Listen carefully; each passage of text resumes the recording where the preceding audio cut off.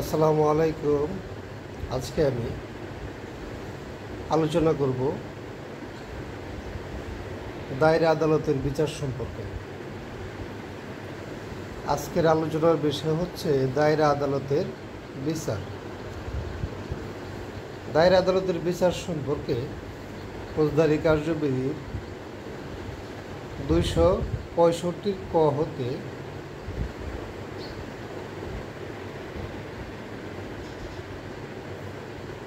265 ক হতে 265 ঠ ধারা পর্যন্ত আলোচনা করা হয়েছে। দায়রা আদালতের বিচার সম্পর্কে 265 ক হতে 265 ঠ ধারা পর্যন্ত আলোচনা করা হয়েছে। 265 কতে বলা হয়েছে 265 কতে বলা হয়েছে পাবলিক প্রসিকিউটর মামলা পরিচালনা করবেন। 265 কতে কি পাবলিক প্রসিকিউটর মামলা পরিচালনা করবে। 265 খ হচ্ছে সরকারের পক্ষে বক্তব্য শুরু করবেন। 265 খ সরকারের পক্ষে বক্তব্য শুরু করবেন। 265 গ কখন অব্যাহতি দেওয়া যায়। 265 গ কি অব্যাহতি বা কখন অব্যাহতি দেওয়া যায়। 265 গহ 265 গহ থেকে বলেছে অভিযোগ গঠন করতে হবে। অভিযোগ গঠন করতে হবে 265 গহ। 265 উম হচ্ছে দোষ স্বীকার করলে দণ্ড প্রদান করতে হবে। 265 উম দোষ স্বীকার করলে দণ্ড প্রদান করতে হবে। 265 চ 265 চতে কি বাদী পক্ষের সাক্ষ্য গ্রহণের তারিখ। 265 চতে হচ্ছে বাদী পক্ষের সাক্ষ্য গ্রহণের তারিখ।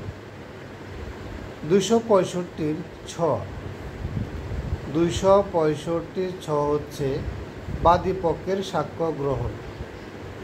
বাদী পক্ষের সাক্ষ্য গ্রহণ করা হচ্ছে 265 ছ। তারপর 265 বরকির্য কখন খালাস দেওয়া যায়। খালাস বা কখন খালাস দেওয়া যায়। 265 বরকির্য হচ্ছে কখন খালাস বা খালাস দেওয়া যায়। 265 জহ হচ্ছে আসামি পক্ষের সাক্ষ্য আরম্ভ।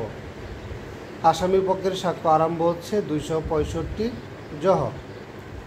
265 নিয়ে হচ্ছে যুক্তিতর্ক।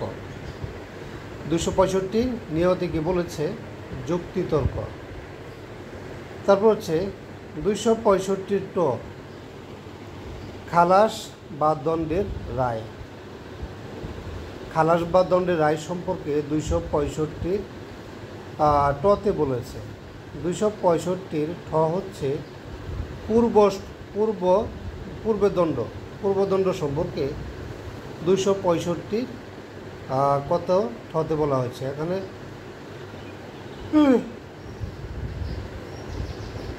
দায়রা আদালতের বিচার হচ্ছে 265 ক থেকে 265 ঠ পর্যন্ত। 265 ক থেকে বলেছে পাবলিক প্রসিকিউটর মামলা পরিচালনা করবেন। 265 খতে বলেছে